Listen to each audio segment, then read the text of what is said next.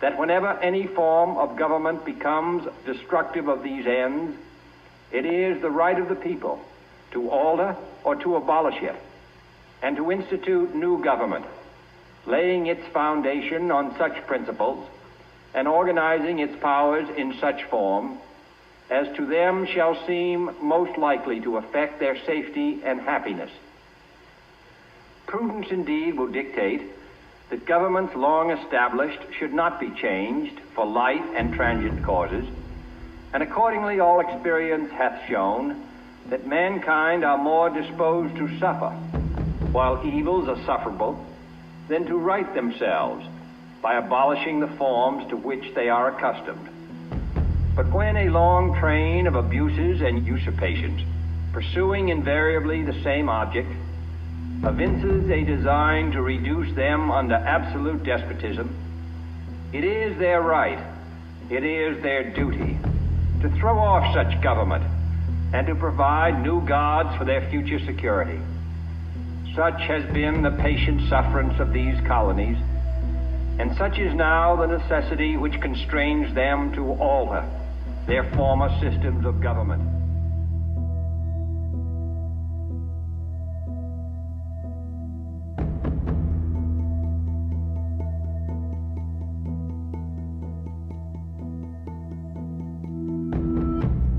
We begin with breaking news at 6. The battle over immigration between the Trump administration and California heats up. In fact, tonight we've learned that U.S. Attorney General Jeff Sessions will take legal steps to try to end California's status as a sanctuary state.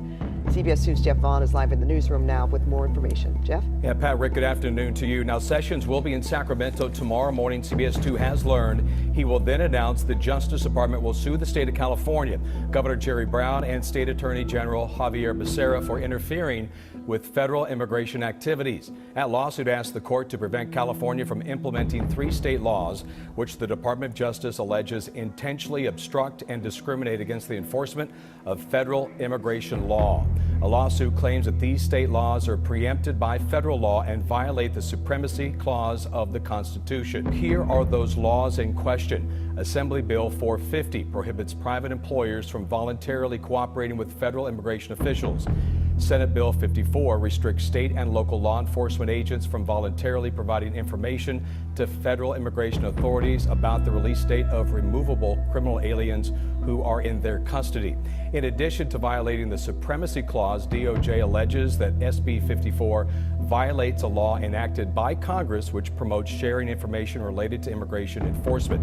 So, Assembly Bill 103 also imposes, they say, state-run inspection and review of the federal detention of undocumented immigrants held in facilities pursuant to federal contracts. Now, no word on whether the DOJ will charge Oakland Mayor Libby Schaaf for tipping off people about upcoming ICE raids.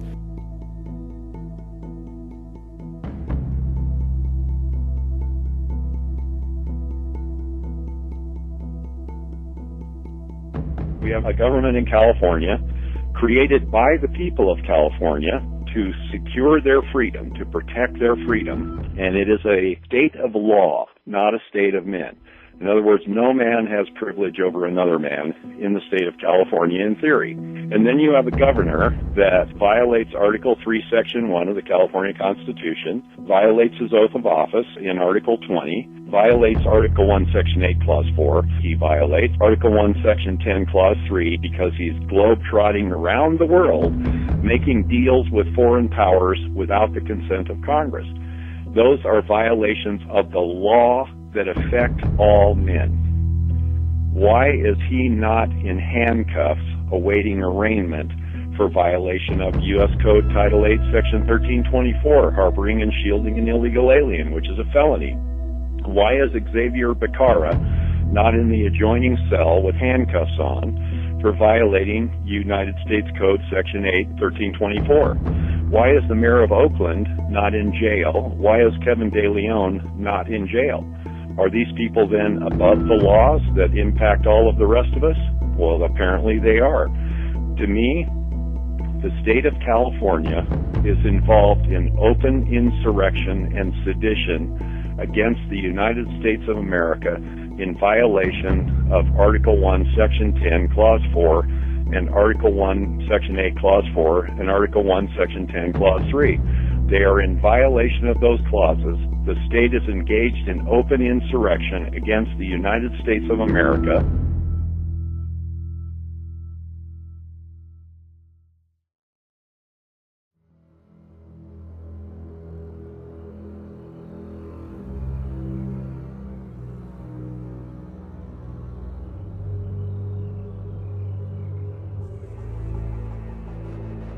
Crazy bills that are being pushed forward right now.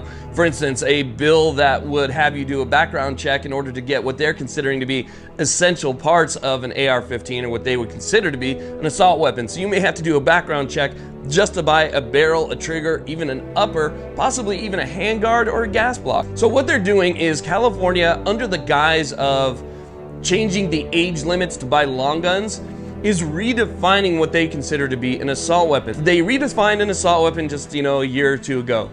However, with the new age restrictions, they want a more clear and easy to understand definition, a more universal understanding of what in California is considered an assault weapon.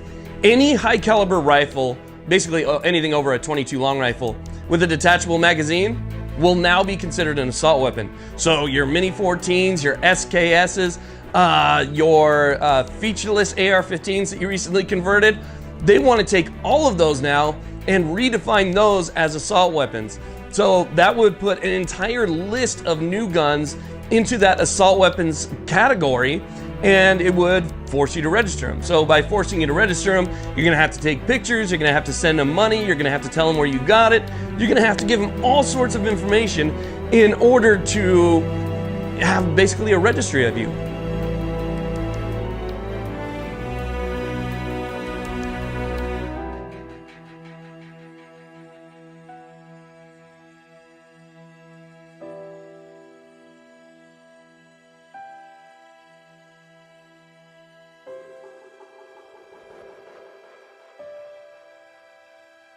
This new bill is called the Lesbian, Gay, Bisexual, and Transgender Long-Term Care Facility Residents Bill of Rights, which is not only a mouthful, but is also some newspeak jargon to dress up the seriousness of the bill itself.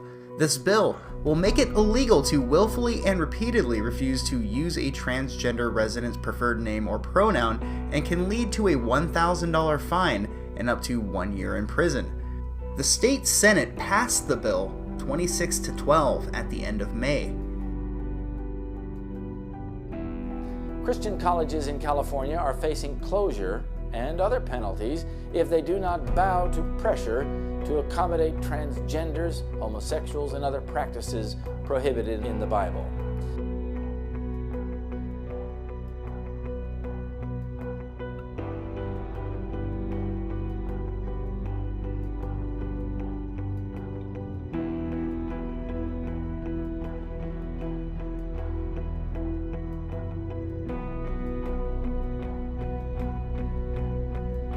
Get them early, and you got them for the rest of their life.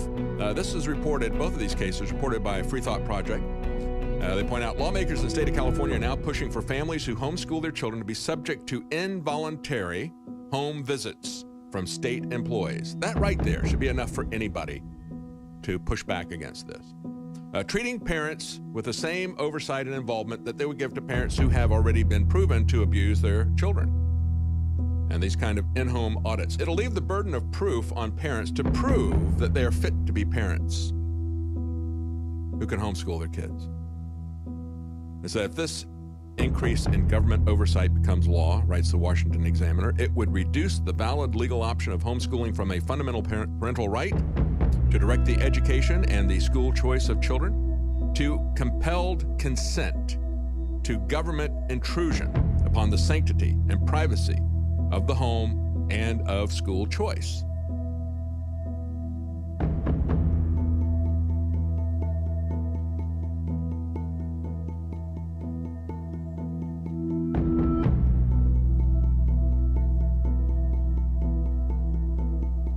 They want to increase the number of people who can report you and have your firearms taken away and seized prior to due process because somebody else feels that you might be a threat. They could file a firearms restraining order against you. The police will simply come in and take your firearms, and then you can go ahead and, after the fact, you can go ahead and fight to get your firearms back, which could take up to a year. So due process be damned. We're going to go ahead and just skip around that because, again, the Bill of Rights is just a speed bump. So we'll go ahead and we'll go over that. We'll take your firearms, and then you can prove to us that you weren't a threat to begin with. They want to expand the number of people that can actually report you now.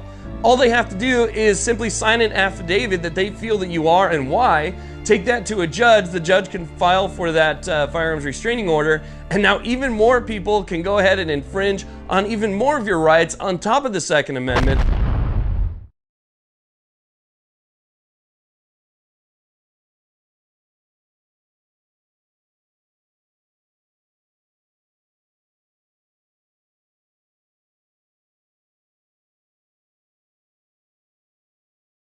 A plan to secede from California is gaining ground at the state capitol. More than a dozen counties are in favor of creating America's 51st state. Fox 40's Kimberly McDougal has more on their next steps.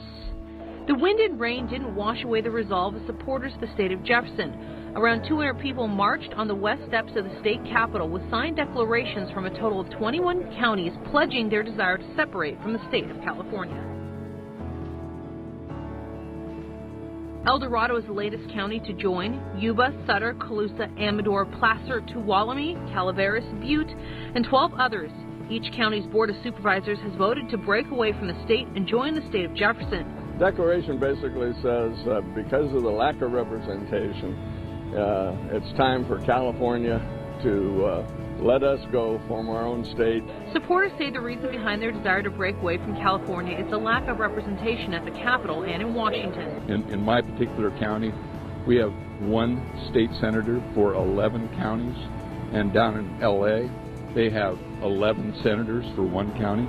We have representatives that represent 11 different counties, all the way from here to the Oregon border. There is no way they can adequately represent all of us. We are so different. They may just table it or try and hide it. And if they do that, it just makes our court case stronger because we are not being represented.